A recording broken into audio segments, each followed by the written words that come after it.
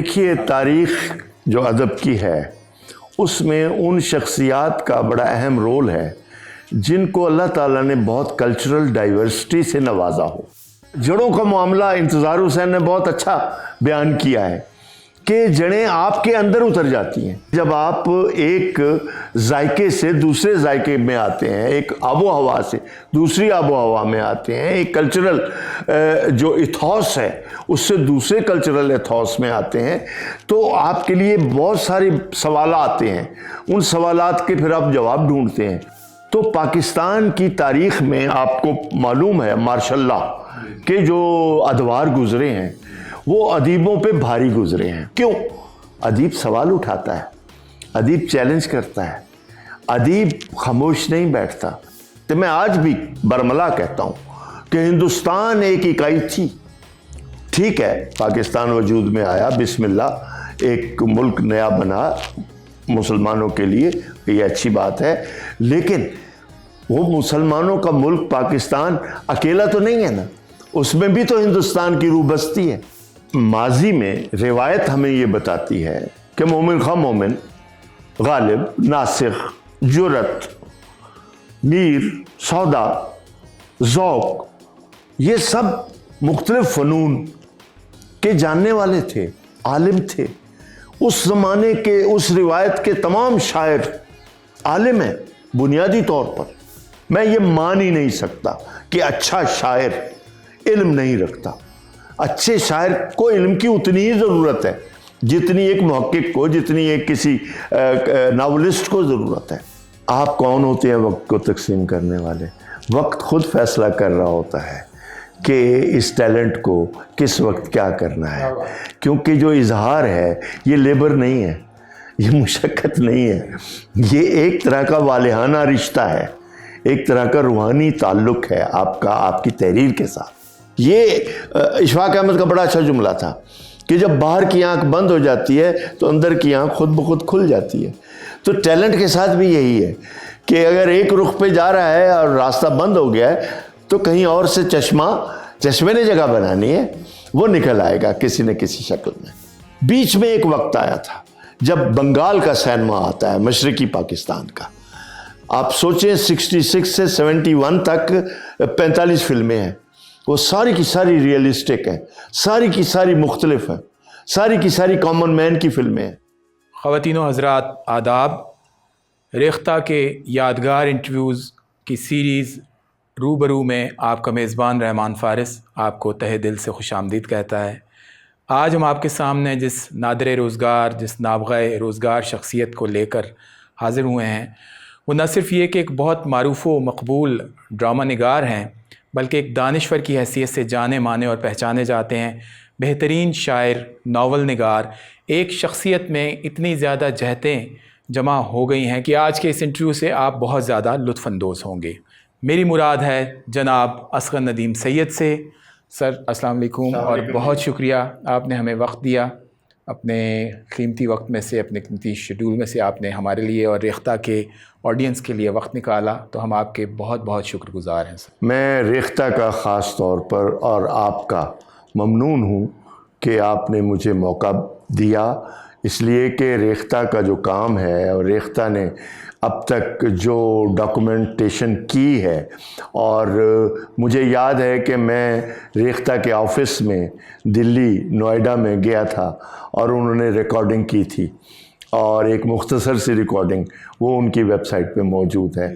تو میں نے جب ملا میں سب سے تو یقیناً ایک اشتیاق سا ہوا، اور پھر ریختہ کے فیسٹیولز نے جس طرح دنیا میں اپنا مقام بنایا، اور جس طریقے سے انہوں نے فنون لطیفہ، ادب، علم، تحقیق، میوزک، اتنے بہت سارے شعبوں کو انہوں نے موقع دیا کہ ایکسپلور کیا جائے، تو اس فیسٹیول کی وجہ سے بھی ریختہ میں انٹرویو دینا یا بات کرنا ایک فخر کی بات ہے۔ بہت شکریہ، میں ممنون ہوں۔ اگین سر بہت بہت شکریہ آپ کی تشریف آوری کا۔ اس انٹرویو کا جو دورانیہ ہے اس کو ہم نے 2 سیگمنٹس میں بانٹا ہے سر۔ جو پہلا سیگمنٹ ہے اس میں آپ کے فن اور آپ کی شخصیت پہ ہم چاہیں گے کہ ہم لوگ گفتگو کریں اور اپنے ناظرین تک ان سوالات کے جوابات پہنچائیں جو آپ کے لاکھوں فینز جاننا چاہتے ہیں اور جو روایتی انٹرویوز میں عموماً نہیں شامل کیے جاتے۔ دوسرا پورشن جو ہے وہ اس سے ہم آپ کے کلام کی گزارش کریں گے آپ سے، اور کلام شاعر بزبان شاعر کا وہ ایک سیگمنٹ ہوگا۔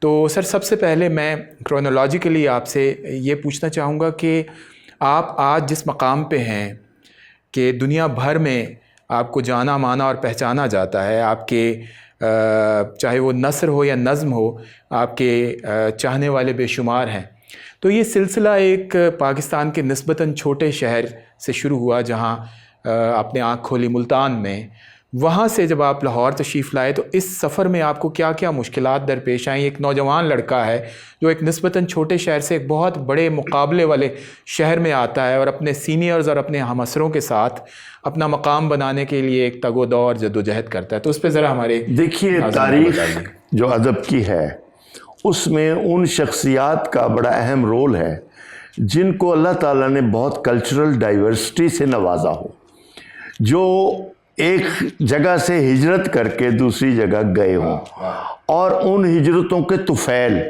ان کو جو تجربے نصیب ہوئے یا ان کو جو زندگی نے شکلیں دکھائیں، وہ ان کے کلام پہ یا ان کے کام پہ ان کا گہرا اثر ہوتا ہے۔ میں تو وہ نہیں ہوں، لیکن آپ سب جانتے ہیں کہ میر کے ساتھ کیا ہوا، سودا کے ساتھ کیا ہوا، غالب کو کہاں سے کہاں جانا پڑا، یہ ان کی خوش بختیاں ہیں۔ اور اسی طریقے سے جتنا بھی آپ کو ماحول میں تبدیلی، بلکہ آج تو ادیب جو ہے وہ بائی چوائس ٹریول کرتا ہے، اس لیے وہ جاننا چاہتا ہے، ایکسپلور کرنا چاہتا ہے ایک تہذیب کو، پھر دوسری تہذیب کو، پھر تیسری کو، کیونکہ انسانی زندگی کا جو بھی مد و جزر ہے وہ سب اگر رائٹر نہیں دیکھتا، نہیں فیل کرتا تو لکھے گا کیا؟ تو میری تو خوش قسمت یہ کہ مجھے ایسا دور ملا کہ جس دور میں ٹرانزیشن جو ہے وہ ایک رول پلے کرتی ہے۔ تو جہاں تک ملتان کا تعلق ہے، آپ سب جانتے ہیں، ہمارے بہت سارے دیکھنے والے بھی جانتے ہوں گے کہ تاریخی ایک حوالہ ہے اس کا۔ تو جہاں آپ تاریخ کی جڑوں میں رہتے ہوں تو وہ جڑیں پھر آپ کے ساتھ ٹریول کرتی ہیں۔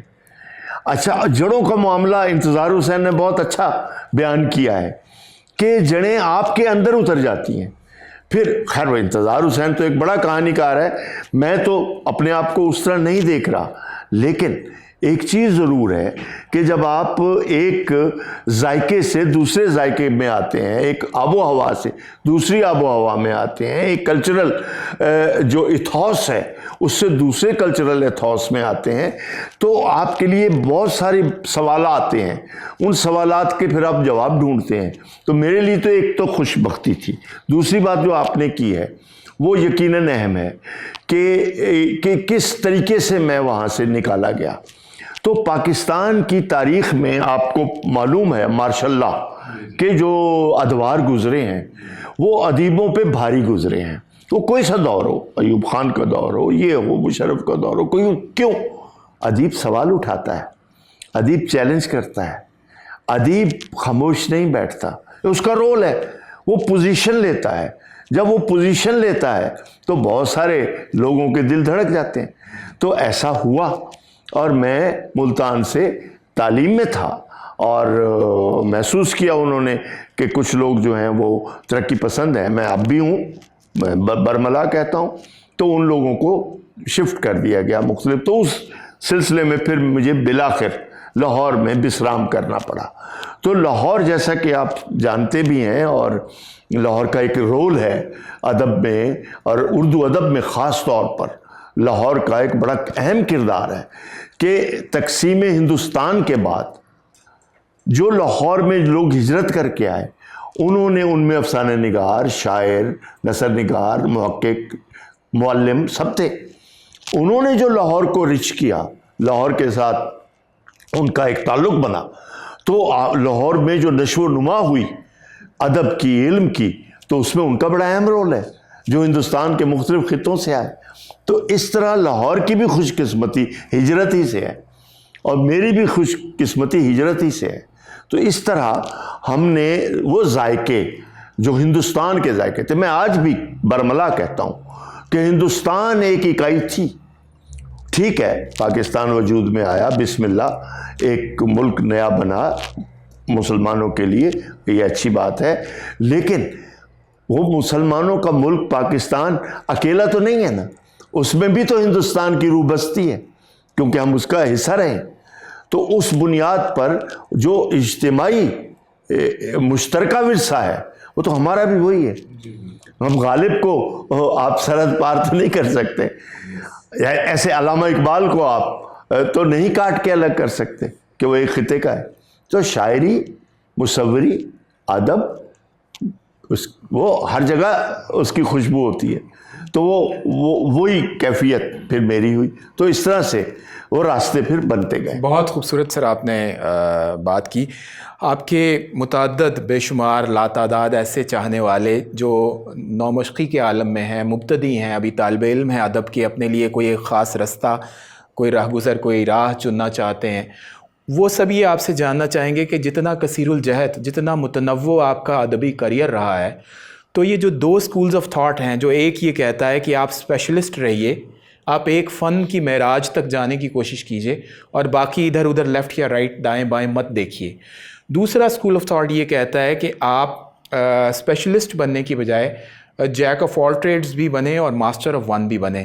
جیسا کہ آج سے پہلے آپ نے جتنے بڑے نام لیے وہ طب میں ہوتے تھے، انہیں علم النجوم، علم الفلکیات، تاریخ، فلسفہ، یہ سب وہ چیزیں ادب کو ملا کے ساتھ تو ایک پورشن بناتے تھے پرسنالٹی کا. تو آپ ان دونوں سکولز آف تھاٹ میں ایک نوجوان لکھنے والے کو کس طرف دیکھنا چاہیں گے کہ کیا وہ اپنے تمام ٹیلنٹس کو ایکسپلور کرے، اگر موسیقی کا تھوڑا بہت درک ہے تو اس میں بھی گھسے، کہ یا ایک اسپیشل نگاہ رکھے ایک منزل کی طرف؟ دیکھیے، منزل پہ نگاہ ہونی چاہیے کوئی بھی ہو. ماضی میں روایت ہمیں یہ بتاتی ہے کہ مومن خواہ مومن، غالب، ناسخ، جرت، میر، سودا، ذوق، یہ سب مختلف فنون کے جاننے والے تھے، عالم تھے. اس زمانے کے، اس روایت کے تمام شاعر عالم ہیں بنیادی طور پر. اب عالم کی اپنی تفہیم ہے، میں اس میں نہیں جاتا، یعنی علوم وقتی ہیں. ایک وہ علوم ہیں جو مستقبل میں آنے ہیں، تو ان کا شعور تو ایک شاعر کو ہونا چاہیے. ورنہ غالب یہ کیسے لکھ سکتا تھا کہ جب اس نے گلوبلائزیشن پہ شعر کہا، غارت گرے ناموس نہ ہو گر ہوا سے زر، کیوں شاہد گل باغ سے بازار میں آوے. یہ شعر وہ کہہ رہا ہے، فیوچر کو تو وہ نہیں جانتا، لیکن اس کے اندر گلوبلائزیشن کی دھمک ہے، اس کی جھلک ہے، اس کی دستک ہے کہ یہ ہونا ہے. ہوا سے زر کا لفظ ہی یہ بتا رہا ہے کہ اس کو معلوم ہے کہ ایک وقت ایسا آنے والا ہے کہ کموڈیٹی ہو جائے گی ہر شے، عزت کموڈیٹی ہو جائے گی، خوبصورتی بکے گی، جمالیات کو خریدا جائے گا. یہ کتنا بڑا تھاٹ ہے. تو ہم دیکھتے ہیں کہ آپ کی شخصیت میں جتنی بھی جہتیں ہوں، آپ ان پہ توجہ ضرور دیں، دیکھیں کہ آپ کس حد تک ان کا ادراک رکھتے ہیں. ایک بات. دوسری بات ہے کہ آپ کا علم سے رشتہ ہونا بنیادی ہے. میں یہ مان ہی نہیں سکتا کہ اچھا شاعر علم نہیں رکھتا. اچھے شاعر کو علم کی اتنی ہی ضرورت ہے جتنی ایک محقق کو، جتنی ایک کسی ناولسٹ کو ضرورت ہے. کیونکہ جتنا اس کا مطالعہ ہوگا، جتنا جہتوں میں ہوگا. قرآن پاک اس لیے ہمارے لیے بے حد بڑا ایک نمونہ ہے. کیوں؟ کہ اس میں مختلف علوم ہیں، مختلف علوم کی جھلکیاں ہیں. ہر بنیادی طور پر لکھنے والے کو، چاہے وہ ناولسٹ ہو، چاہے وہ شاعر ہو، چاہے وہ مصور ہو، تو علم سے تو دوری نہیں ہو سکتی. علم کی جو بھی وسعتیں ہیں ان سب تک پہنچنے کی کوشش کرنی چاہیے. باقی رہ گیا اظہار. تو اظہار کے میڈیمز ہیں. جیسا کہ آپ نے کہا مختلف میڈیمز ہیں. کبھی کبھی ہوتا یہ ہے کہ ایک ٹیلنٹ ایسا ہوتا ہے جو اظہار کے کئی میڈیمز کو سمجھ لیتا ہے, پھر اس کو استعمال کرتا ہے اپنے لیے. جیسے کہ میں نے ڈرامے کے میڈیم کو دیکھا سمجھا, میں نے ناول کے میڈیم کو دیکھا سمجھا. بنیادی اظہار میرا وہی ہے جو میں کہنا چاہتا ہوں. میڈیم کا فرق ہو سکتا ہے. شاعری میں جو ناانصافیوں کے خلاف بات کرتا ہوں وہی بات میں ناول میں بھی کرتا ہوں, وہی بات میں تعلیم میں بھی لیکچر میں بھی کہتا ہوں. سو میری بات میری واردات وہی ہے, صرف میڈیم کے فرق کے ساتھ. تو جو بھی نوجوان ہے وہ اگر ان میڈیمز کو ایکسپلور کرنا چاہتا ہے تو اسے اجازت ہونی چاہیے. وہ اپنے ٹیلنٹ کو دیکھے کہ اس کا ٹیلنٹ کس میڈیم کے لیے سوٹیبل ہے. تو یہ ضروری ہے. تو میڈیم اور اظہار کا ایک سلسلہ ہے, اس کو سمجھنا چاہیے. جہاں آپ کو اظہار میں سہولت محسوس ہو وہ میڈیم اختیار کر لیں. مجھے اگر 2 جگہ سہولت محسوس ہوئی میں نے کر لیا. اب میں کامیاب ہوا نہیں ہوا کتنا ہوا یہ الگ بحث ہے, لیکن مجھے موقع ملا تو میں نے موقع جانے نہیں دیا. سو میں یہ سمجھتا ہوں ایک ادیب کے لیے یہ مختلف علوم سے ربط و ضبط بے حد ضروری ہے. آپ کو یاد ہوگا کہ نفسیات اور فلسفہ اور حکمت یہ وہ علوم تھے جو ہر شاعر کے پاس تھے, ورنہ وہ فلسفیانہ شاعری کہاں سے آتی؟ یہ سارے فلسفیانہ شاعر ہیں. یگانہ, غالب, یہ سب کون ہیں؟ علامہ اقبال, یہ سب کون ہیں؟ انہوں نے فلسفے کو, تاریخ کو, نفسیات کو, علوم کو, علوم فلکیات کا آپ نے ذکر کیا, یہ جانتے تھے. یہ کائنات کی وسعتوں کو جانتے تھے, تبھی تو اتنا بڑا ادب پیدا کیا. سو اس میں کوئی کلام نہیں کہ ایک لکھنے والے کو ان کا ادراک ہونا چاہیے, نہیں تو کوشش کرنی چاہیے, پھر راستہ ملے گا, پھر میڈیم چوائس کر لے. اللہ خیر صلی. اگر آپ کے پاس آپ کی استطاعت اور قابلیت اور لیاقت میں اللہ نے یہ ودیعت کر رکھی ہے کہ آپ کے پاس ایک سے زیادہ میڈیا موجود ہے اظہار کے لیے, معافی الضمیر اور اپنا مدعا بیان کرنے کے لیے, تو اس کے درمیان میں جو آپ اپنے دن کے اوقات کار کو یا شام کو تخلیقی وقت کو جو ڈسٹریبیوٹ کرتے ہیں وہ کس طرح آپ کرتے ہیں؟ کہ اب ڈرامہ بھی آپ کو اللہ نے صلاحیت دے رکھی ہے, ناول کی بھی, میوزک کی بھی, شاعری کی بھی, تو آپ اس کی ڈسٹریبیوشن کس طرح کرتے ہیں؟ یہ ریاضی کا سوال نہیں ہے کہ آپ نے وقت کو تقسیم کرنا ہے, نہیں. آپ کون ہوتے ہیں وقت کو تقسیم کرنے والے؟ وقت خود فیصلہ کر رہا ہوتا ہے کہ اس ٹیلنٹ کو کس وقت کیا کرنا ہے. کیونکہ جو اظہار ہے یہ لیبر نہیں ہے, یہ مشقت نہیں ہے, یہ ایک طرح کا والہانہ رشتہ ہے, ایک طرح کا روحانی تعلق ہے آپ کا آپ کی تحریر کے ساتھ. سو آپ کسی حیثیت میں نہیں ہیں کہ یہ ڈیسائیڈ کریں کہ 1 گھنٹہ میں کیا کروں, اگلا گھنٹہ. کئی دن کچھ بھی نہیں ہوتا, کئی دن جو ہے وہ صرف کائنات کو سمجھنے کے لیے خاموشی سے بڑا کوئی عالم نہیں ہے, تو وہ میں خاموشی میں رہتا ہوں تاکہ وہ علم جو خاموشی میں آ رہا ہے وہ بھی اس کی بھی جگہ ہونی چاہیے. سو یہ ایک تو یہ ہوتا نہیں, کوئی بالکل نہیں ہوتی. جتنے بڑے لوگ گزرے ہیں, مثلا پیبلو نیرودا نے شاعری تو کی, سب کو پتہ ہے, بڑے ترجمے وہ میں نے بہت کیے, لیکن اسے جنگ بھی لڑی ہے. اس نے چلی کی جو سول وار ہے وہ لڑی ہے, جس کے نتیجے میں انہوں نے استعماریت سے رہائی پائی, انہوں نے آزادی حاصل کی. ٹھیک ہے نا, آزادی حاصل کی تو اسی پیبلو نیرودا کو جو حکومت آئی اس نے سری لنکا میں سفیر بنا دیا, اور وہ سفارت کے دوران جب سری لنکا جاتا ہے تو اس کے بعد کا کلام دیکھے مکمل مختلف ہے. کیوں؟ کہ اس نے وہاں کی دریا دیکھے, جھیلیں دیکھیں, پھول دیکھے, درخت دیکھے, پرندے دیکھے, تو وہ تو مختلف تھے. تو اس کی شاعری میں ایک یکدم چینج آیا.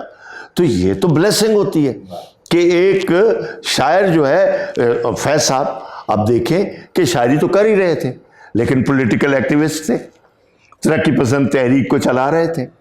تو ایک شاعر یا ادیب کا جو رول ہے یہ کہیں نہیں لکھا ہوا کہ وہ پابند ہو کے زندگی سے دور ہو کے تو بس لکھے, نہیں, وہ تو پھر لکھ ہی نہیں سکتا. اس کو زندگی کے کارزار میں اترنا ہے اور جو چیلنجز ہیں وقت کے فیس کرنے ہیں، کرنے چاہیے۔ بڑے لوگوں نے کیے ہیں، علامہ اقبال نے نہیں کیا؟ اتنی بڑی مثال ہمارے سامنے ہے۔ کیا ایک کام کیا اقبال نے؟ نہیں۔ اور وہ فلسفے کا عالم بنا، وہ پی ایچ ڈی کرنے باہر جاتا ہے تو کیا نئے خیالات لے کے آتا ہے، وہ بیرسٹری کرتا ہے تو کیا نئے طریقے کے ساتھ وہ آرگو کرتا ہے۔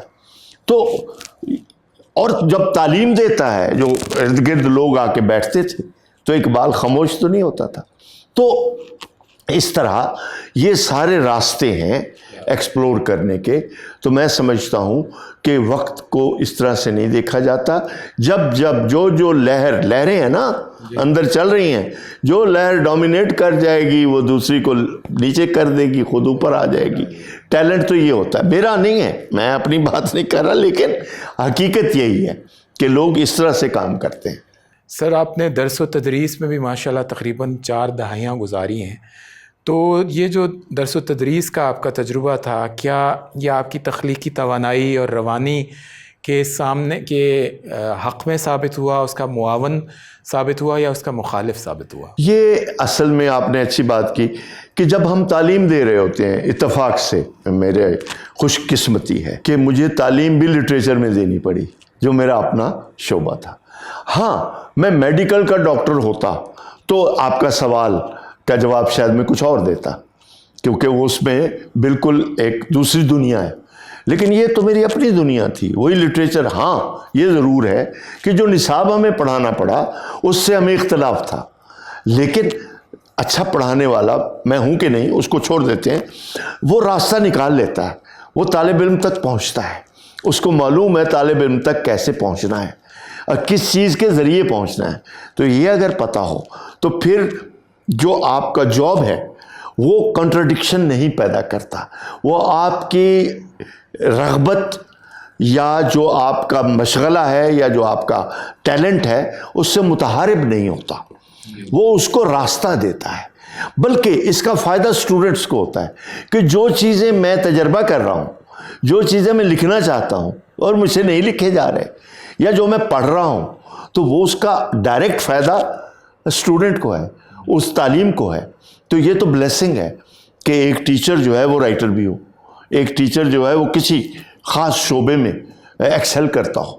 تو اس کا مجھے فائدہ ہی ہوا کہ میں بچوں کے ساتھ جڑا رہا، بلکہ اب تو ریٹائر ہونے کے بعد 10-12 سال ہو گئے ہیں، میں تعلیم کے ساتھ جڑا ہوا ہوں۔ میرا دل ہی نہیں کرتا کہ میں ایک دن بچوں سے، آج بھی میں کلاس لے کے آیا ہوں، فلم پڑھا کے آیا ہوں، تو مجھے مزہ آیا ہے آج فلم پڑھاتے ہوئے کہ نئی سے نئی فلم میں ڈسکس کر رہا تھا، اس لیے کہ مجھے پھر دیکھنی پڑتی ہے۔ سو میں یہ سمجھتا ہوں کہ یہ سارا کچھ جو آپ کے ساتھ چل رہا ہوتا ہے نا، یہ اللہ کی طرف سے ہے، تو اس کے ساتھ انصاف اللہ کرنے دے، یہ اہم ہے۔ سر، ایک مکتبہ فکر تخلیق کے حوالے سے یہ بھی کہتا ہے کہ اگر آپ کا پیشن اور آپ کا پروفیشن دو متضاد سمتوں میں بھی رواں ہیں تو وہ آپ کی تخلیق کے حق میں ایک بہتر بات ہے۔ وہ شاید اس وجہ سے غالب کے شعر کو یہاں کوٹ کیا جاتا ہے کہ پاتے نہیں جب راہ تو چڑھ جاتے ہیں نالے، رکتی ہے میری طبع تو ہوتی ہے رواں اور۔ تو شاید اس کے حوالے سے آپ کا ہاں، اس میں نے دیکھا ہے، یہ بات آپ کی بہت بجا ہے کہ ہمارے دوست سے ڈاکٹر انور سجاد، پھر ہمارے دوست ہیں حسن منظر، دونوں ڈاکٹر ہیں پروفیشن کے حساب سے۔ تو انور سجاد نے ایک پورا مجموعہ لکھا افسانوں کا، کمال کیا اس نے۔ تو اس مجموعے میں کیا کمال ہے، استعارے اس کا نام ہے، اس میں جتنی ڈیزیزز ہیں خوفناک جو اس نے اپنے میڈیکل پروفیشن میں دیکھی، ان کو علامت بنایا۔ ان میں ایک جو ہے وہ کینسر ہے، ایک گینگرین ہے، گینگرین بھی کینسر ہی کی ایک شکل ہے لیکن ہے مختلف۔ اسی طریقے سے ہارٹ کا اٹیک ہے، ہارٹ کا وہ ہے، اسی طریقے سے ایک دو اور بیماریاں ہیں دمہ کی۔ تو اس نے انہی بیماریوں کی شکل استعارے میں بدل دی، وہ بیماریاں استعارہ ہو گئیں، وہ اس معاشرے کی بیماریاں بن گئیں، وہ اس زندگی کی بیماریاں بن گئیں۔ تو کہیں نہ کہیں اس نے اس علم کو استعمال کیا۔ تو یہ ڈپینڈ کرتا ہے کہ ایک رائٹر جو ہے وہ کمفرٹیبل کیسے ہے اپنے جاب کے ساتھ، یا جاب کو رکھا ہوا کیسے ہے. یہ بھی امپورٹنٹ ہے کہ اگر ایک آدمی معلم ہے اور سارا وقت پرنسپل کی یا وائس چانسلر کی خوشامد میں لگا رہے تو وہ تو ضائع کر رہا ہے نا اپنے آپ کو. تو یہ بھی ہے کہ آپ اپنے اس پروفیشن کو استعمال کیسے کرتے ہیں، غلط استعمال کرتے ہیں یا صحیح استعمال. تو یہ غالب کا شعر بالکل صحیح ہے کہ اگر ایک چیز رک گئی ہے تو دوسری چیز رواں ہو جاتی ہے. یہ اشفاق احمد کا بڑا اچھا جملہ تھا کہ جب باہر کی آنکھ بند ہو جاتی ہے تو اندر کی آنکھ خود بخود کھل جاتی ہے. تو ٹیلنٹ کے ساتھ بھی یہی ہے کہ اگر ایک رخ پہ جا رہا ہے اور راستہ بند ہو گیا ہے تو کہیں اور سے چشمے نے جگہ بنانی ہے، وہ نکل آئے گا کسی نہ کسی شکل میں. سر آپ مختلف انتظامی عہدوں پر بھی ماشاءاللہ مسند افروز رہے ہیں، تو جس میں ایک لاہور میوزیم کے ڈائریکٹر کا ہے. تو میوزیم یا جہاں عجائبات جہاں یا تاریخ کے مختلف عجائبات ایک چھت کے نیچے جمع کر دیے جاتے ہیں، تو مجھے ہمیشہ سے ایک خاص تہیہ اور ایک حیرت کا عالم طاری رہتا ہے کہ جہاں جو لوگ یعنی ایک جاب کے طور پر وہاں موجود رہتے ہیں 7-8 گھنٹے روزانہ، تو وہ کیا ان کی کیا کیفیت ہوگی؟ کیا وہ اس دور میں چلے جاتے ہوں گے جس دور کی اشیاء میوزیم میں موجود ہیں؟ اس حوالے سے کچھ بتائیے کہ کیسا تجربہ تھا. یہ رحمان فارس بات یہ ہے کہ بدقسمتی ہے کہ جو پہلے ڈائریکٹر آئے تھے لاہور کے وہ بہت بڑے رائٹر تھے، کپلنگ. اچھا، اب اس کے بعد جو لوگ آئے بہت اچھے لوگ آئے، لیکن ایک وقت آیا کہ صرف سروسز کے لوگ آنا شروع ہو گئے جن کو اس سے رغبت نہیں ہوتی. آپ خود سروسز میں ہیں تو آپ دیکھتے ہیں کہ آپ کو جاب کرنا ہے، آپ کی اس میں کوئی دلچسپی نہیں، اس سے نقصان ہوا. لیکن مجھے موقع ملا تو میں نے کہا میں نے یہیں بیٹھنا ہے. میں کسی اور انتظامی منصب پہ بھی بٹھایا گیا، ڈی پی آئی لگایا گیا، میں نے چوائس لیا، میں نے کہا نہیں میرا کام یہاں ہے. اب آپ کا سوال آتا ہے تو لا محالہ میوزیم جو ہے وہ قبرستان نہیں ہے، وہ ماضی کا قبرستان نہیں ہے. یہ بات بڑی پکی ہے. وہ لیونگ اینٹیٹیز ہیں، وہ جیتی جاگتی چیزیں ہیں. محسوس کرنے کی بات ہے کہ بدھا وہاں پڑا ہے، وہ مجھے محسوس ہوتا تھا کہ یہ موجود ہے. سر آپ کے اسی کانسیپٹ پہ مووی بھی ہے کہ میوزیم رات کو جاگ اٹھتا ہے اور تمام بت اور اسٹیچوز اور جتنے مجسمے موجود ہیں ان میں زندگی کی ایک لہر دوڑ جاتی ہے. وہ فلم میں نے کئی دفعہ دیکھی ہے اور وہ فلم اسی کانسیپٹ پہ ہے کہ یہ آرٹیفیکٹس نہیں ہے، یہ ماضی جامد ہو کے نہیں پڑا ہوا. آپ مصر جاتے ہیں، فرعونِ مصر کے سارے جتنے بھی آپ دیکھتے ہیں، آپ کو لگتا ہے یہ ابھی اٹھ بیٹھے گی ممی، یہ ممی آپ سے کلام کرے گی. اچھا، اس پہ ہمارے شاعروں نے، راشد صاحب نے بھی بہت اچھا کام کیا ہے کہ حسن کوزاگر کا جو اس نے تاریخ کا ایک وہ لیا ہے تو وہ ہم کلام کیا ہے، اس نے اپنے آپ کو تاریخ میں چلا گیا ہے، انتظار تاریخ میں چلا جاتا ہے، ہم کلام ہو جاتا ہے. تو یہ تو موقع ہے کہ آپ، کیونکہ تاریخ کیا ہے؟ تاریخ آپ کے ساتھ ہے. جو وقت گزر گیا وہ اس کے اندر موجود ہے، وہ آنے والے وقت میں موجود ہے، وہ ختم نہیں ہو گیا، فنا نہیں ہوا. یہ اقبال کا فلسفہ بھی یہی ہے کہ جو وقت گزرا ہے فنا نہیں ہوا، وہ موجود ہے، وہ پڑا ہے. اب اس کو محسوس کرنے والا آدمی چاہیے. سو میں نے دیکھا بدھا کو، بدھا کی ایک سیریز ہے اس میں، جس میں جو ظاہر پتھر پہ ہے سارا، سٹوری ٹیلنگ کی پہلی شکل ہے. عجیب و غریب بات ہے. وہاں سے مجھے پتا چلا کہ سٹوری ٹیلنگ تو قدیم زمانے میں ہوتی ہی پتھروں پہ تھی، ابھی زبان نہیں آئی تھی. مثلا پہلا پینل ہے جس میں بدھا کی ماں شادی ہو کے آ رہی ہے، دوسرے پینل میں بدھا کو وہ کنسیو کر رہی ہے، تیسرے پینل میں بدھا پیدا ہو رہا ہے، چوتھے میں بدھا تعلیم حاصل کر رہا ہے. ایک سیریز ہے. تو what are story telling, autobiography of Buddha is in stones. تو اس کو آپ کیسے مردہ کہہ سکتے ہیں؟ تو میں نے جو کچھ وہاں دیکھا، اور میں 2 سال رہا، 3 سال رہا، میں کتنا کر سکتا تھا وہ ایک الگ بحث ہے. لیکن سچ بات یہ ہے کہ اس کا شعور ہونا بہت ضروری ہے کہ میوزیم ہے کیا. میوزیم کو ہم سمجھتے ہیں کہ یار کیا ہے، پرانی چیزیں، برتن رکھے ہوئے ہیں. یار برتن سانس لیتے ہیں. حسن کوزاگر کا کوزا جو ہے وہ تو سانس لے رہا ہے. اس کو اب کیسے توڑو گے؟ راشد نے یہ ثابت کر دکھایا کہ وہ سانس لے رہا ہے بھائی، اس کوزے کو ایسے مت سمجھو۔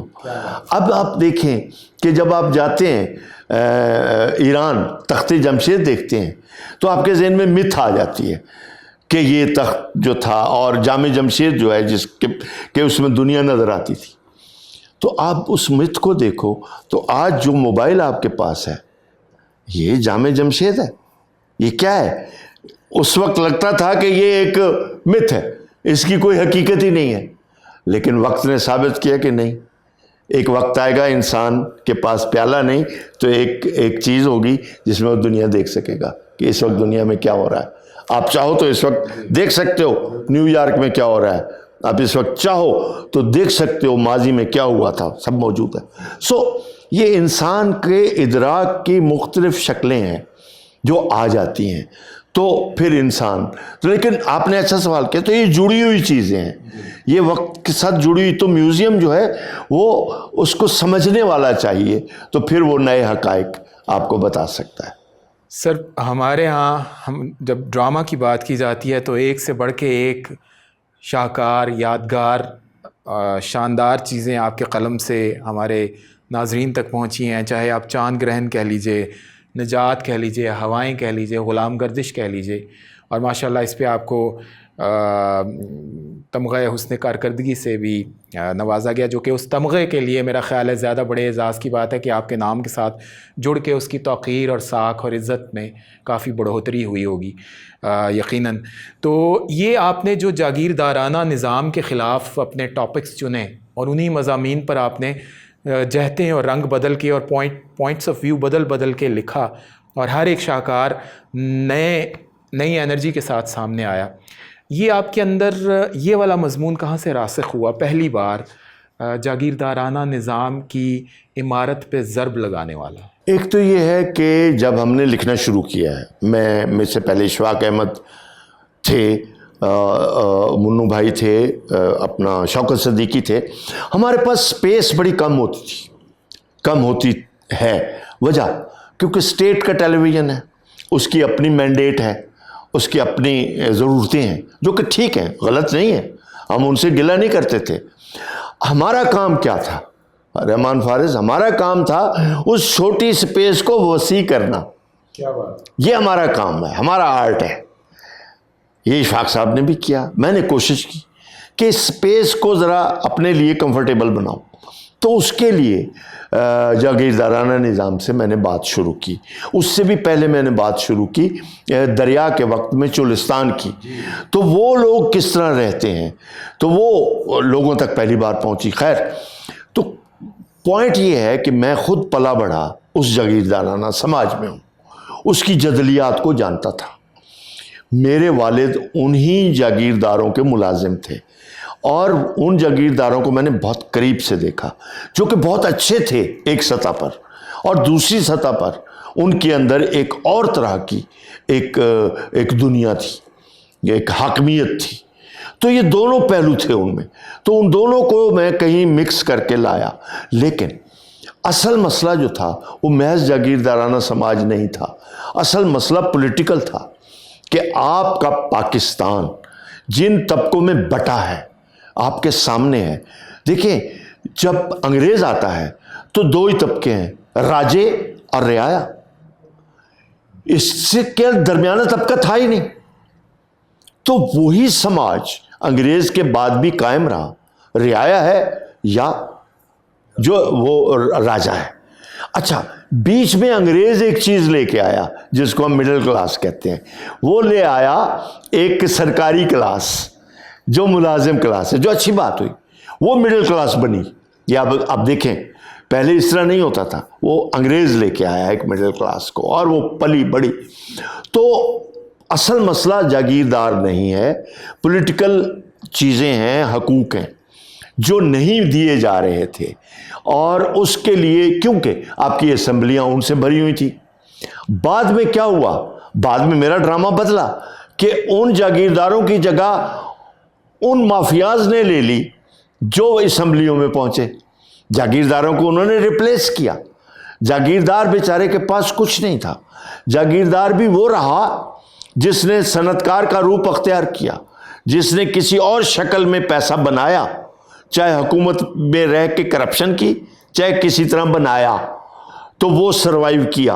वो सिर्फ आप जागीरदार नहीं है, वो टेक्नोक्रेट भी है, वो कहीं सरमायादार भी है, मैं नाम नहीं लेता, आपको सब मालूम है।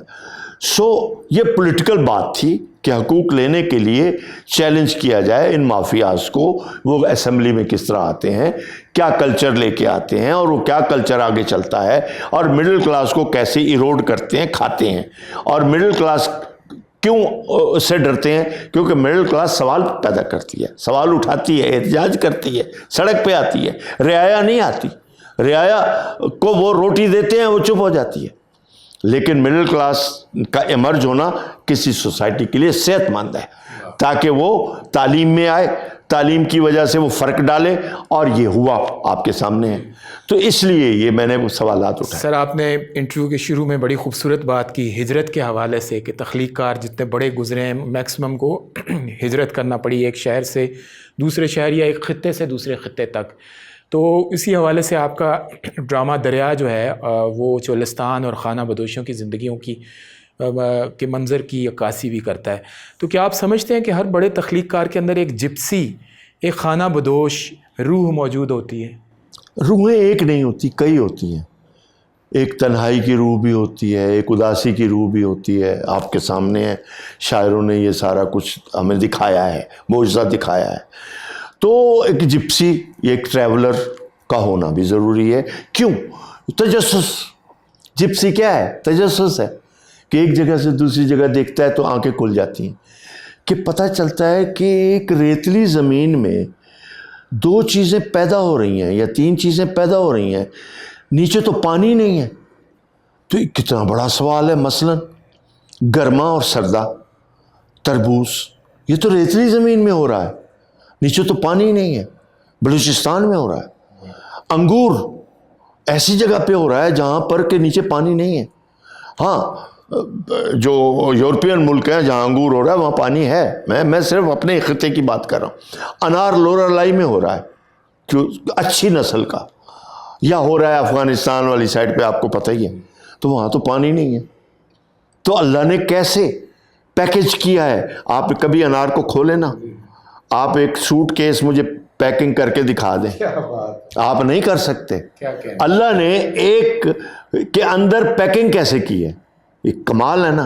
तो जब आप ये सवालात आते हैं तो बस फिर आप हैरान हो जाते हैं। जो हैरत है ये जिप्सी का जेवर है, तो उसको हैरान होना है, हैरान होगा। इसलिए कहते हैं ना कि अपने अंदर के बच्चे को जिंदा रखो।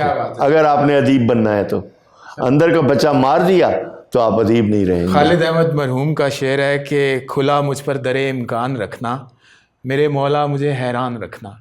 तो शायद वो अंदर का बच्चा और वो तहय्यर और हैरत और वो शशदर रह जाने की जो एक सलाहियत है, टू गेट बिविल्डर्ड। गालिब के यहाँ बहुत सारे शेर हैं जो तहय्युर के हैं, और तहय्युर पे बड़ी बातें हुई हैं और सब। बहरहाल ये वो चीज़ें हैं जिसको बेसिकली हम दो चीज़ें इससे निकालते हैं। एक है मासूमियत, इनोसेंस। इनोसेंस एक ऐसी ताकत है जो कनेक्ट कर देती है आपको बहुत सारी, क्योंकि आप इनोसेंट है। कोई चीज़ आपसे डरेगी नहीं, आप किसी से नहीं डरोगे। कितनी बड़ी ताकत है इनोसेंस, मासूमियत। तो ये आपको जोड़ती है। इसलिए कहते हैं ना, अपनी मासूमियत को कायम रखो। अगर आप करप्ट हैं, अगर आप एक गंदे इंसान हैं, तो फिर आपकी मासूमियत तो वही ख़त्म हो गई है, जमालियात भी ख़त्म हो गई है। सर, आपने इनोसेंस का जिक्र किया, इसके साथ क्या आप ओरिजिनलिटी और जेन्युइननेस को अटैच करते हैं? क्योंकि अक्सर औक़ात ये एक खौफनाक सी बात हमारे नए लिखने वालों में ख़ास तौर पे दर आई है कि हम फ़लाँ को या फ़लाँ को या बतौर ख़ास मुतालिया ही नहीं करेंगे, क्योंकि हमारी ओरिजिनलिटी और हमारी ज़ात का जो एक इनफरादी मुनफरिद पन है वो मुतासिर होगा। तो क्या वो इनोसेंस मुतासिर होगी कि वो जेन्युइननेस या ओरिजिनलिटी मुतासिर होगी? नहीं, मैं नहीं समझता।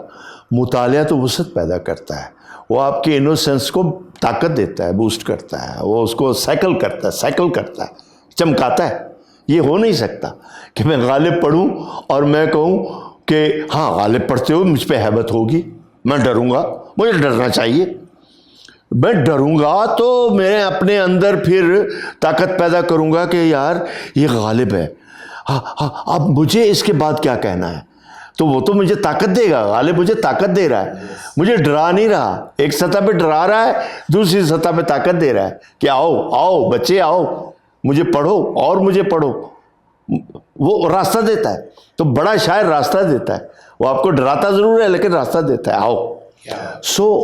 میں یہ نہیں سمجھتا کہ آج کے شاعر کو سب سے پہلا کام تو یہی کرنا چاہیے کہ کسی قسم کا تعصب اور دروازہ بند نہیں کرنا چاہیے، کھلے۔ غزل لکھ رہا ہے تو اس کا یہ مطلب نہیں نظم نہ پڑھے، فلم نہ دیکھے، کس نے کہا ہے؟ ارے بھائی غزل ضرور لکھو، فلمیں بھی دیکھو۔ فلموں سے میری مراد پاکستانی فلمیں نہیں ہیں یا انڈین فلمیں نہیں ہیں، فلم سے مراد اعلیٰ آرٹ کی بات کر رہا ہوں میں۔ یا تھیٹر دیکھو، دنیا کا بڑا تھیٹر دیکھو۔ مصوری پیدا ہی شاعری سے ہوئی ہے، بھلا میں آپ کو بتاتا ہوں، جدید مصوری کا جو جنم ہے وہ 2 شاعروں سے ہوا ہے، ملارمے اور بودلیئر۔ یہ میں نہیں کہہ رہا، کتابیں کہہ رہی ہیں کہ بودلیئر اور ملارمے کو پڑھنے کے بعد جو فرانس کے مصور تھے انہوں نے کہا بھائی انہوں نے شاعری کے اندر جو لہریں نکالی ہیں یہ تو ہمیں لگ رہا ہے سوریلزم ہے، تو وہاں سے سوریلسٹک ٹیکنیک آئی۔ اور یہ میں نہیں کہہ رہا، مصوری کی کتابیں گواہ ہیں، وہاں لکھا ہوا ہے کہ مونے نے، ڈالی نے اور دوسرے جو کانسٹیبل ہے، 4-5 لوگ تھے جنہوں نے سوریلسٹک ٹیکنیک شروع کی اور انہوں نے اس کا کریڈٹ ان دونوں کو دیا، اور پھر انہوں نے یہ ٹیکنیک فلم کو دے دی اور فلم نے وہاں سے لی۔ تو یہ ہوتا ہے آرٹ کا کنیکشن۔ بہت خوبصورت بات کی سر۔ نظم نگاری کے حوالے سے آپ ایک بذات خود ادارہ بھی ہیں اور اس پہ تحریک بھی ہے، آپ you are an institution in yourself. اس حوالے سے آپ ماڈرنزم اور پوسٹ ماڈرنزم اب جو کام ہو رہا ہے، جو آپ سے کچھ عرصہ پہلے یعنی آپ کے دور سے ابھی بھی ماشاءاللہ آپ کا دور ہے، تو اس کام کو کیسے دیکھتے ہیں آپ؟ دیکھیے بات یہ ہے کہ ہر طرح کے دور میں ہر طرح کی آوازیں آتی ہیں، ٹھیک ہے۔ اگر آپ کرافٹ کو، فارم کو اپنے پہ حاوی کر لیں گے تو فارم آپ پہ سواری کرے گی، جبکہ اچھے شاعر کو فارم پہ سواری کرنی چاہیے، یعنی فارم کا غلام نہیں بننا چاہیے، فارم کو اپنا مطیع کرے تاکہ جو بات کہنا چاہے اس فارم کو توڑ موڑ کے وہ کر سکے۔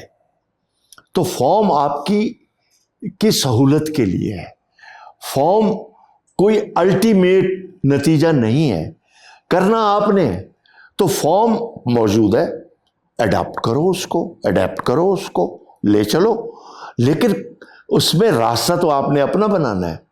تو راشد نے یہی کام کیا کہ فارم کو توڑا موڑا، داخلی طور پر اس میں تصرفات کیے، خود اقبال نے کیے۔ تو فارم کو توڑنا پڑتا ہے یا اس کے اندر سے اپنے آپ کو نکالنا پڑتا ہے۔ کیا اس کا یہ مطلب ہے کہ بعض اوقات بڑا شاعر جھنجھلا کے، فارم کی پابندیوں سے جھنجھلا کے پھر یہ کہتا ہے کہ بقدر شوق نہیں ظرف تنگنائے غزل، کچھ اور چاہیے وسعت میرے بیاں کے لیے؟ مگر اس کے لیے بڑا حوصلہ چاہیے، یہ شعر کہنے کے لیے وہ اتنا بڑا شاعر بھی چاہیے، ایک بات۔ دوسری بات یہ ہے کہ جو نوجوان ہمارے غزل لکھ رہے ہیں وہ آرکیٹائپ ہے۔ آرکیٹائپ بری چیز نہیں ہوتی، مگر آرکیٹائپ آپ کو آگے نہیں لے جاتی، وہ اسی آرکیٹائپ کے اندر ہی آپ کو رکھے گی۔ مثلا اگر آپ کو جان ایلیا پسند ہے تو جان ایلیا تو آزاد تھا، آپ اس کے غلام ہو رہے ہو، یہ کتنی بڑی کنٹراڈکشن ہے۔ وہ آزاد ہے، تمہیں غلام بنا رہا ہے۔ تو اس حقیقت کو سمجھو کہ اگر وہ ویسا بننا ہے تو پھر تم بھی آزادی لو۔ ایک تو یہ بات ہے۔ دوسری بات یہ ہے کہ جیسے کہ اب میں ایک شاعر کا عباس تابش کا ذکر کروں گا، اس نے پچھلے 10 سالوں میں کتنے تجربے کیے ہیں۔ آرکیٹائپ تو اس کے پاس بھی تھے، اب بھی ہیں اس کے پاس آرکیٹائپ، ایسی بات نہیں ہے۔ پیاس کا آرکیٹائپ بھی اس کے پاس ہے، کربلا کا بھی اس کے پاس ہے، مگر وہ ان کا غلام نہیں بنا، ان کو توڑا ہے اس نے۔ اور ہر جگہ اب یہ شاید اس کا ٹریول ہے یا شاید اس کی مطالعہ ہے، مطالعہ ہم کہہ سکتے ہیں، کیونکہ جو شخص داستانیں پڑھتا ہو، جو شخص ناول بھی پڑھتا ہو، جو شخص دوسرے علوم بھی پڑھتا ہو، تو پھر اس کے اندر خود بخود ایک گنجائش پیدا ہو جاتی ہے، تو وہ پھر اس کے ہاں آرکیٹائپ ٹوٹتے ہیں، ہر دفعہ ایک جلوہ الگ ہے۔ وہ صرف اس شاعر عباس تابش کی بات نہیں کر رہا، ہر بڑے شاعر کی۔ ہمارے ہاں تو بڑے شاعری کا بھی بڑا مسئلہ ہے کہ ایک وقت میں کسی کی 10 غزلیں مشہور ہو گئیں، آج تک ہم نے اسے سینے سے لگایا ہوا ہے، اس کے بعد اس نے کچھ کیا ہی نہیں۔ میں نام نہیں لیتا، میں کسی کا بھی نام نہیں لیتا۔ تو میں نے ایک مثال کیوں دی ہے کہ اس کو اگر آپ دیکھیں تو ارتقاء کا آپ کو سمجھ آئے گا کہ ایک جگہ رکنا نہیں ہے اور اپنے آپ سے مقابلہ کرنا ہے۔ جب تک شاعر اپنے آپ سے مقابلہ نہیں کرے گا آگے نہیں جا سکتا۔ منیر نیازی کی یہی تو کمال تھا، یہی تو اس کا کمال تھا کہ جو بات ایک دفعہ کہہ دی ادھر گیا ہی نہیں دوبارہ، پھر کہیں اور نکلا ہے، وہ پھر کہیں اور نکلا ہے۔ اور ہم محدود لوگ تھے، ہم نے کہا یہ افسوں کا شاعر ہے، ہم نے کہا یہ جادو کا شاعر ہے، طلسم کا شاعر ہے۔ ہم غلط تھے۔ وہ پولیٹیکل پوئٹ تھا، اس کی ہر بات سیاست پہ جا کے ٹوٹتی ہے۔ آج ہمیں پتہ چل رہا ہے۔ اس وقت بھی ہمیں پتہ ہونا چاہیے تھا کہ اتنا بڑا شاعر یہ ہمارے اندر رہ رہا ہے۔ تو بہرحال تو آج کے نوجوان کو چاہیے کرافٹ کا ملازم نہ بنے، خیال کا ملازم بنے، خیال کے پیچھے جائے، خیال کی وسعت کو تلاش کرے۔ کیا بات ہے سر، فلم کے حوالے سے بھی آپ کا ماشاءاللہ بہت وسیع تجربہ بھی ہے اور کام بھی ہے، درس و تدریس کے حوالے سے بھی اور اس کے انالیسس کے حوالے سے بھی۔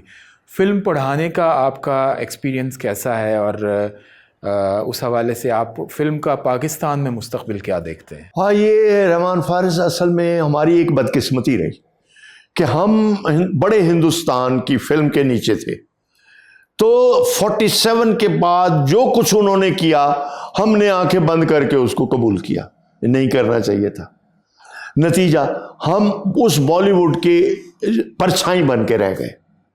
بیچ میں ایک وقت آیا تھا جب بنگال کا سینما آتا ہے، مشرقی پاکستان کا، آپ سوچیں 66 سے 71 تک 45 فلمیں ہیں، وہ ساری کی ساری ریئلسٹک ہیں، ساری کی ساری مختلف ہیں، ساری کی ساری کامن مین کی فلمیں ہیں۔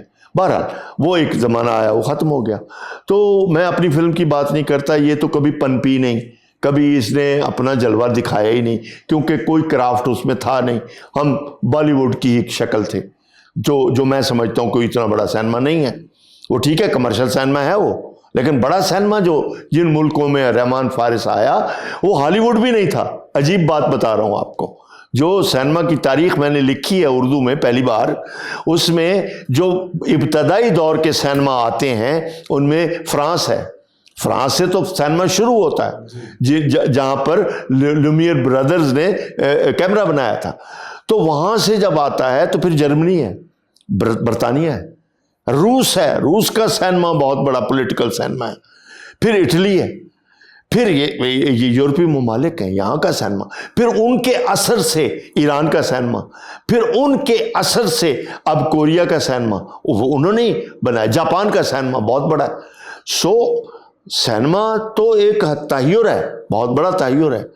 ہالی ووڈ تو بعد میں آیا ہے، ہالی ووڈ نے تو انہی کو لیا، انہی کے ٹیلنٹ کو لے کے گئے اور کمرشل کیا، اور انہوں نے ایک ریلیٹیبل سینما بنایا، ایک ایسا سینما بنایا جو انٹرٹینمنٹ ویلیو رکھتا ہو۔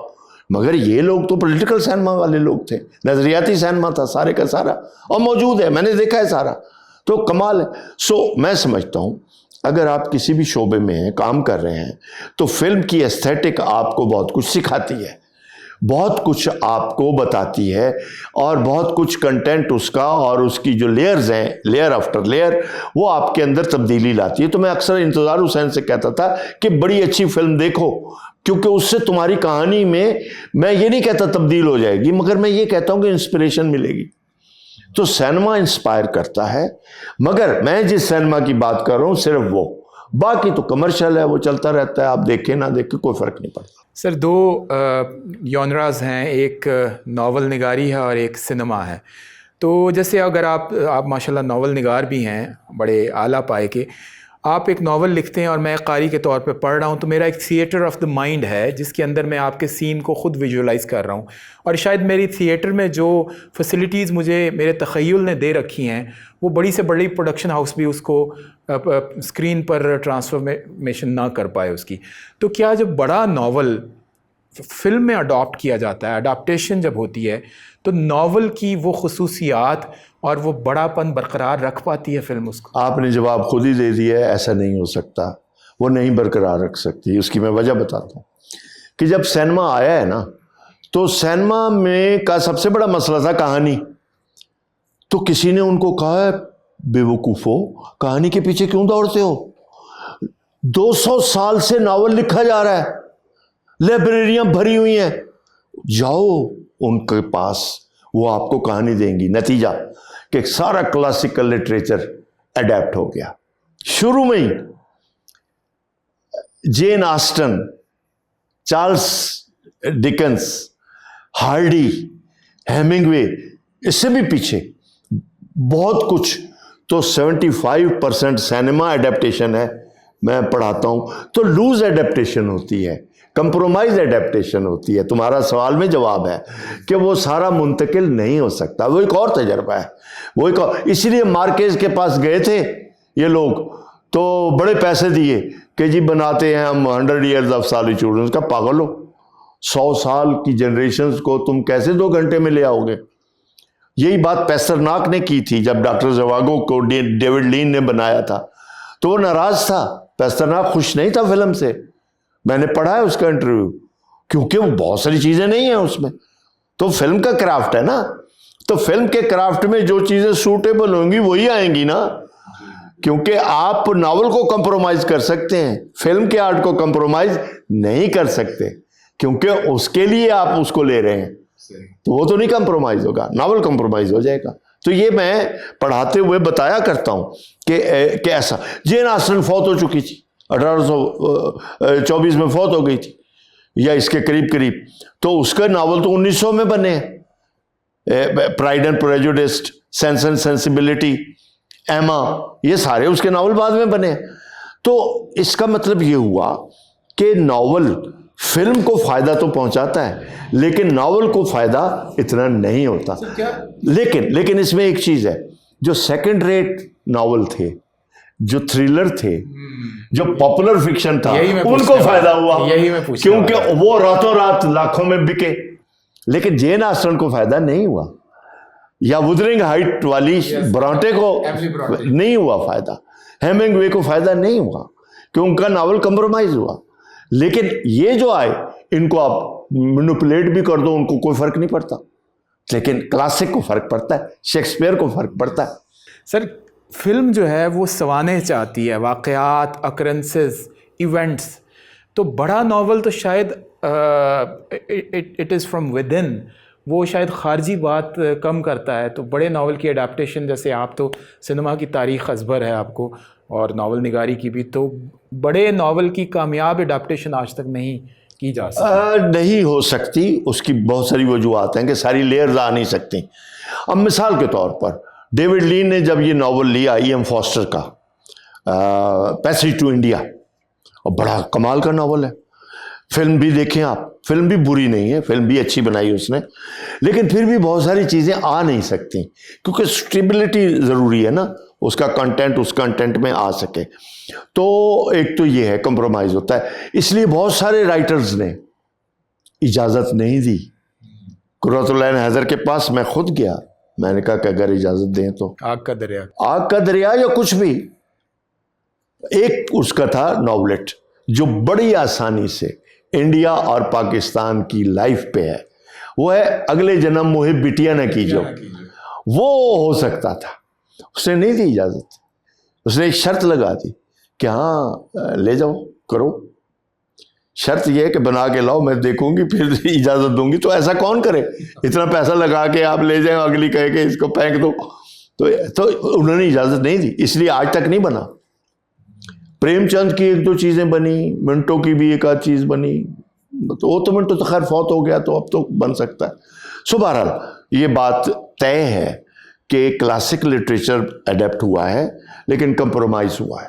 سر ماشاءاللہ بہت گہرائی اور گہرائی والی عالمانہ گفتگو، مجھے بہت کچھ سیکھنے کو ملا ہے، اور ہمارے ناظرین بھی یقیناً بہت لطف اندوز ہو رہے ہوں گے آپ کی گفتگو سے. اب ہم اپنے دوسرے سیگمنٹ کی طرف بڑھتے ہیں، جہاں میں بصد احترام آپ سے گزارش کروں گا کہ آپ ہمیں اپنے کلام سے نوازیں. بہت شکریہ رحمان فارس، اور میں پھر ریختہ کا مشکور ہوں کہ جنہوں نے مجھے یہ موقع دیا کہ بہت سے ان کے دیکھنے والے ہوں گے جو مجھے سن رہے ہوں گے یا دیکھ رہے ہوں گے، تو پھر انہوں نے مجھے یہ موقع دیا ہے تو میں ان کا ممنون ہوں. ایک نظم پہلے میں آپ پیش کرتا ہوں. ایک آنچ کی کمی. سورج آسمان سے گرا اور لیمو بن گیا، چاند آسمان سے گرا اور کپاس کا پھول بن گیا. میں تاریخ کے مینار سے گرا اور واقعہ کیوں نہ بن سکا. کیا بات. میں تاریخ کے مینار سے گرا اور واقعہ کیوں نہ بن سکا. کیا بات. پانی دریاؤں سے نکلا اور جنگل بن گیا. لفظ کتاب سے نکلا اور عالم بن گیا. میں اس کی نیت کے اندھیرے سے نکلا اور آزادی کیوں نہ بن سکا. میں اس کی نیت کے اندھیرے سے نکلا اور آزادی کیوں نہ بن سکا. ہوا بادبان سے گری اور ملاح کا گیت بن گئی. ہوا بادبان سے گری اور ملاح کا گیت بن گئی. بوسہ ہونٹوں سے گرا اور محبت کا پرندہ بن گیا. دن عقاب کی چونچ سے گرا اور سورج مکھی کا باغ کیوں نہ بن سکا. دن عقاب کی چونچ سے گرا اور سورج مکھی کا باغ کیوں نہ بن سکا. تیر کمان سے نکلا اور بادشاہ بن گیا. شہزادہ محل سے نکلا اور جوگی بن گیا.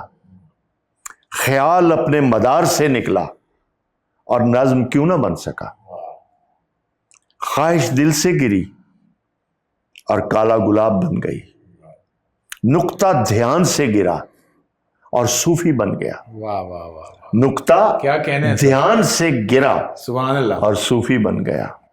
میں زمین پر گرا اور بارش کا قطرہ کیوں نہ بن سکا.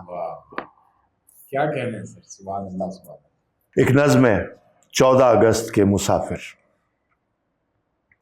یہ نظم اس وقت لکھی گئی تھی آج سے 10 سال پہلے، 15 سال شاید پہلے، جب 60 سال ہوئے تھے پاکستان کے قیام کو. مسافر 60 برسوں کے ابھی تک گھر نہیں پہنچے. مسافر 60 برسوں کے ابھی تک گھر نہیں پہنچے. کہیں پر راستے کی گھاس میں اپنی جڑوں کی کھوج میں تاریخ کے گھر کا پتہ معلوم کرتے ہیں. کہیں پر راستے کی گھاس میں اپنی جڑوں کی کھوج میں تاریخ کے گھر کا پتہ معلوم کرتے ہیں. مگر تاریخ تو برگد کا ایسا پیڑ ہے جس کی جڑیں تو سرحدوں کو چیر کے اپنے لیے رستہ بناتی ہیں. کیا کہنے. مگر تاریخ تو برگد کا ایسا پیڑ ہے جس کی جڑیں تو سرحدوں کو چیر کے اپنے لیے رستہ بناتی ہیں. مسافر 60 برسوں کے بہت حیران بیٹھے ہیں کہ اب تاریخ کے برگد کے نیچے مذہبوں کے اور عقیدوں کے کئی تاجر مورخ بن کے بیٹھے ہیں. کہ اب تاریخ کے برگد کے نیچے مذہبوں کے اور عقیدوں کے کئی تاجر مورخ بن کے بیٹھے ہیں. کبھی تاریخ کے برگد کے نیچے صوفیاء، سنتوں، ملنگوں اور بھگتوں کا بسیرا تھا. مگر اب تو وہاں بازار ہے، منڈی ہے، ہر ایک فلسفے اور فکر کی معجون بکتی ہے. کہیں مذہب کے تاجر ہیں، کہیں خوابوں کے سوداگر. بہت ہی بھیڑ ہے اور شور ہے. تاریخ لے لو، خواب لے لو، خواب کی تعبیر لے لو، عدلیہ کے طاق کی زنجیر لے لو. بہت ہی بھیڑ ہے اور شور ہے. تاریخ لے لو، خواب لے لو، خواب کی تعبیر لے لو، عدلیہ کے طاق کی زنجیر لے لو. مسافر دیکھ لو، سب کچھ ہے اس برگد سرائے میں، مگر سایہ نہیں ہے. پیڑ کا سایہ بہت محروم ہے، ہم پیڑ کا سایہ نہیں ملتا. مسافر 60 برسوں کے ابھی تک گھر نہیں پہنچے، کہیں پر بھی نہیں پہنچے کہ صبح نیم وادہ میں دھندلکا ہی دھندلکا ہے. کیا کہنے ہیں کہ صبح نیم وادہ میں دھندلکا ہی دھندلکا ہے، کہ شام درد فطرت میں کہیں پر ایک رستہ ہے، کہ شام درد فطرت میں کہیں پر ایک رستہ ہے. نہیں معلوم وہ کس سمت کو جا کر نکلتا ہے. مسافر 60 برسوں کے بہت حیران بیٹھے ہیں، نہ سایہ ہے نہ ہم سایہ. واہ واہ واہ. مسافر 60 برسوں کے بہت حیران بیٹھے، نہ سایہ ہے نہ ہم سایہ. مسافر 60 برسوں کے بہت ہی بے خبر ہے، کون سی تاریخ میں اپنے لیے ایک گھر بنانا ہے. مسافر 60 برسوں کے ابھی تک گھر نہیں پہنچے. کیا کہنے ہیں سر، سبحان اللہ. آنکھیں کھلی رکھنا، آنکھیں کھلی رکھنا. آج موسم اپنے کلے سے نکلا ہے. آنکھیں کھلی رکھنا، آج موسم اپنے کلے سے نکلا ہے. شام خوبصورت بچی کی طرح ہے، شام خوبصورت بچی کی طرح ہے. آنکھیں کھلی رکھنا. ہوا کتنی آسودہ ہو کر چل رہی ہے. صبح ناشتے میں دودھ نہ گرم تھا نہ ٹھنڈا. گھر سے نکلتے وقت دل پر کوئی بوجھ نہیں تھا. پھر بھی آنکھیں کھلی رکھنا. واہ واہ. پھر بھی آنکھیں کھلی رکھنا. لگتا ہے میں آزاد ہوں، چاہوں تو اس راستے کو چھوڑ کر دوسرا راستہ اختیار کر لوں، چاہوں تو اندھے کی شے کو چھو لوں. ایسے میں آنکھیں کھلی رکھنا.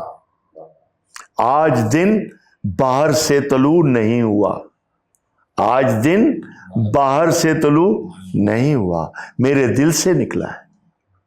آج دن باہر سے طلوع نہیں ہوا، میرے دل سے نکلا ہے.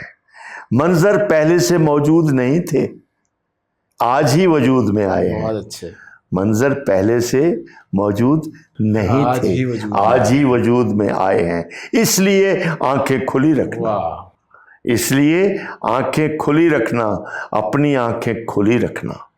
عام طور پر ایسے ہی موسم میں، ایسے ہی دن، ایسے ہی وقت اچانک ایک تیر نامعلوم جگہ سے نکلتا ہے. کیا بات ہے، کیا بات ہے. اور میرے دل میں پیوست ہو جاتا ہے. آنکھیں کھلی رکھنا. واہ واہ، بہت خوب. کیا کہنا ہے سر. ٹھہرے ہوئے موسم کی ایک نظم. کبھی منہ سے آواز، ہاتھوں سے قسمت اور آنکھوں سے پہلی مسرت کا پانی گرے تو اسے مت اٹھانا. واہ. کبھی منہ سے آواز، ہاتھوں سے قسمت اور آنکھوں سے پہلی مسرت کا پانی گرے تو اسے مت اٹھانا. کبھی رات کی شال سے چاند، سالوں کی مٹھی سے خوشبو، زمینوں کی جھولی سے خوراک اور دل سے قربت کی خواہش گرے تو اسے مت اٹھانا. بہت خوب، بہت خوب. تو اسے مت اٹھانا. کبھی شام کے گھونسلے سے پرندہ، فجر سے عبادت کا چوغا، پہاڑوں سے سرما کا پہلا مہینہ گرے تو اسے مت اٹھانا. واہ واہ واہ. کبھی آسمانوں سے حرف مناجات، ساون کی آنکھوں سے آنسو، ہواؤں سے لمبے سفر کی حکایت، غلاموں کے دامن سے آزاد صبحوں کی سات گرے تو اسے مت اٹھانا. تو اسے مت اٹھانا. کبھی پاؤں سے حوصلہ، آم کے پیڑ سے بور، بچوں کی مٹھی سے لوری اور فصلوں پہ پھیلی ہوئی دھوپ کٹ کر گرے تو اسے مت اٹھانا. تو اسے مت اٹھانا. نگاہ اپنے دشمن پہ رکھنا، سفر کو امانت سمجھنا اور आसाब झुकने ना देना कि सब चीज़ें अपने से बेहतर को अपनी जगह दे गई हैं। वाह वाह वाह, कि सब चीजें सब अपने से चीज़ें बेहतर को अपनी जगह अपने दे से गई। बेहतर को अपनी जगह दे गई हैं। क्या बात है, क्या लॉजिक आई है आखिर में, सुभान अल्लाह। एक नज़्म मार्शल्ला के वक्त की है, नीचे लिखा हुआ भी है। उस वक्त के हुक्मरान ने एक बयान दिया था, इसमें नहीं है, वैसे नज़्म सुनाने से पहले, कि हमारे हाथ बड़े लंबे हैं। हर हाकिम कहता है हमारे हाथ बहुत लंबे हैं। तो उसका जवाब है इस नज़्म में, उजली वर्दी पहन के इस बरसात में तुमने कौन सा पौधा लगाया है। उजली वर्दी पहन के इस बरसात में तुमने कौन सा पौधा लगाया है। क्या ऐसा पौधा जिसकी लकड़ी सूली में ढल सकती है। क्या ऐसा पौधा जिसकी लकड़ी सूली में ढल सकती है, या ऐसा पौधा जिसको काली रात का पौधा कहते हैं, या ऐसा पौधा जिसको काली रात का पौधा कहते हैं, और जिसकी हर एक शाख में फनियर सांप छुपे होते हैं, जिसको इंसानों के गाढ़े खून से सेंचते हैं, या ऐसा पौधा जिसके फूल शहीदों की मरकत पे खुशबू देते हैं, या ऐसा पौधा जैसा मेरे दिल के एक कोने से हर एक दिल तक फैल रहा है, या फिर काली कोठड़ी जैसा जिसकी जड़ें वैशी के दिल में कितनी गहरी होती हैं। तुमने यकीनन ऐसा पौधा लगाया है कि जिसको हब्स और दोज़ख की गर्मी से पाला जाता है। तुमने यकीनन ऐसा पौधा लगाया है कि जिसको हब्स और दोज़ख की गर्मी से पाला जाता है। लेकिन इस बरसात में लाखों खुदरो पौधे मासूमों के दिल में पैदा होने वाले सब्र की मानिंद हर रास्ते पे उगाएंगे, तुम पर उनका साया भारी।